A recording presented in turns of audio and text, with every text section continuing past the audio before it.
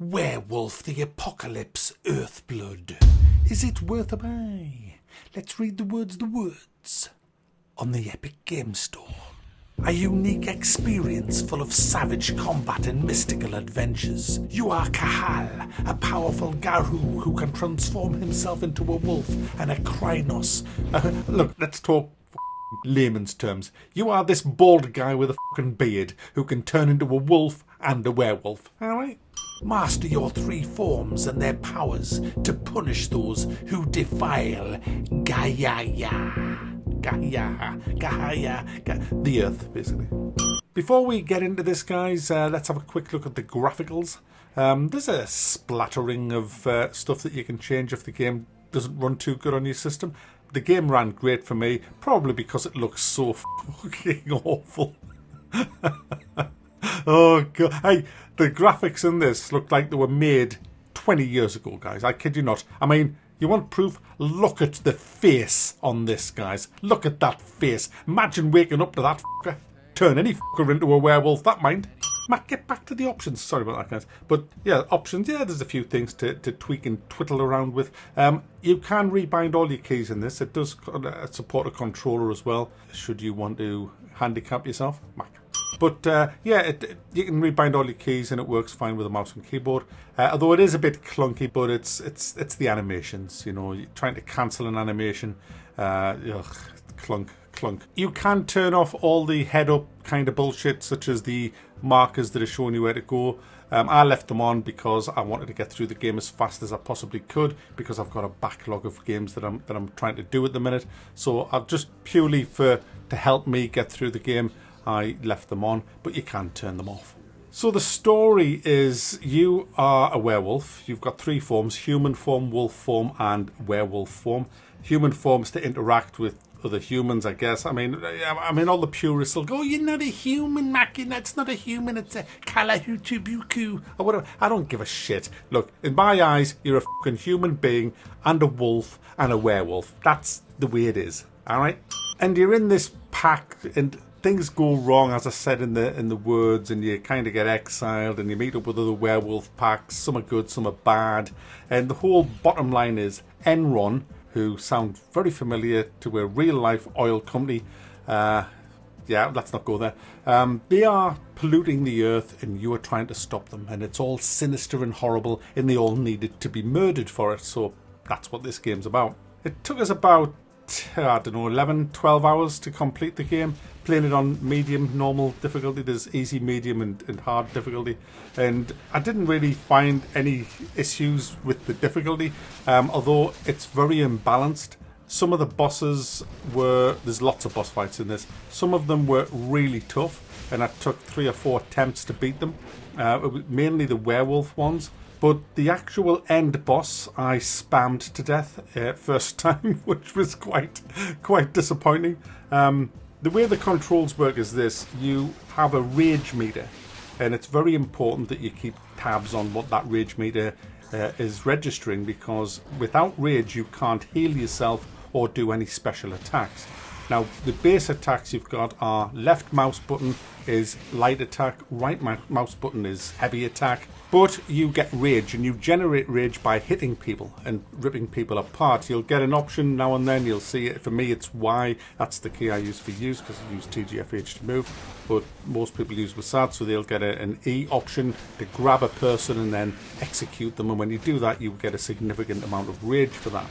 So you'll find in the battles there'll be a splattering of kind of trash mob kind of humans that you can just pick up and rip apart to give yourself a bit of rage, so you can get some really meaty attacks on the more dangerous guards that have shotguns, silver bullet guns, grenade launchers, big heavy shields and things like that. So and snipers as well, not to mention huge mechs and other monsters that you'll find. So you have to kind of make sure you manage your rage well, get your rage going up, use it to execute really savage special attacks, and heal yourself with it as well. Another thing very worth mentioning, is you get 2 stances in this. There's an agility stance where you'll be really fast, you can leap miles, and then you'll get a heavy stance. The heavy stance, you can't move very quickly at all, but you can take way more damage, and your attacks do more damage as well. It's like a tank form. Now, when the battle's really intense and it's going on a lot, you will unlock Frenzy mode. This is where you just go completely berserk.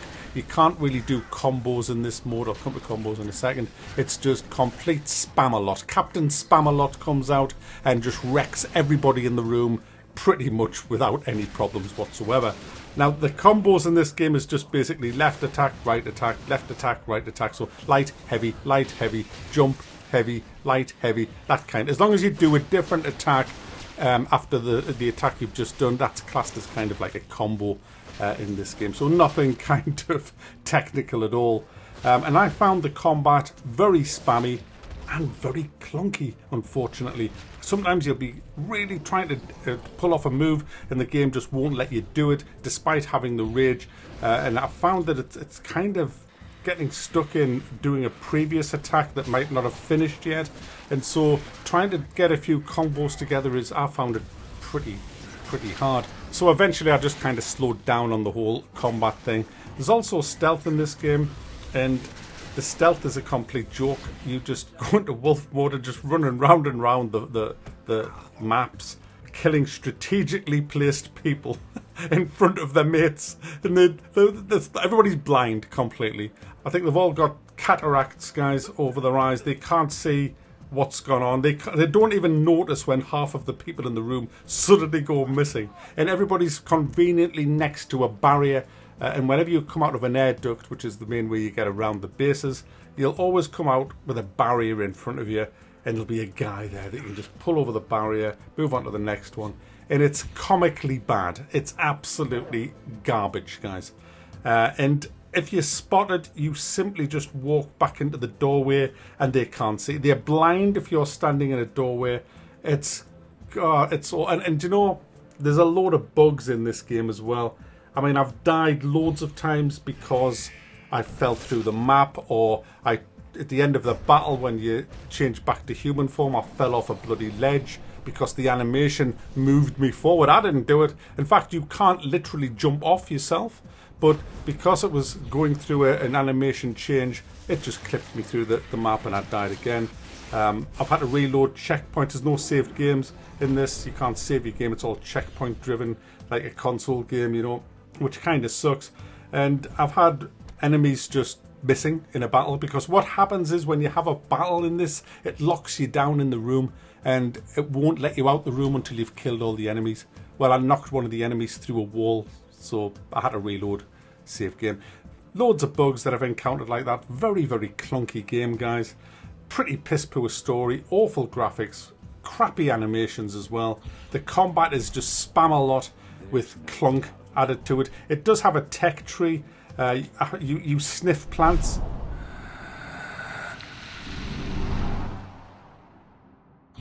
And as you sniff plants and stones and things, you get spirit. And as your spirit level gets up to the next level, you will be awarded a perk point.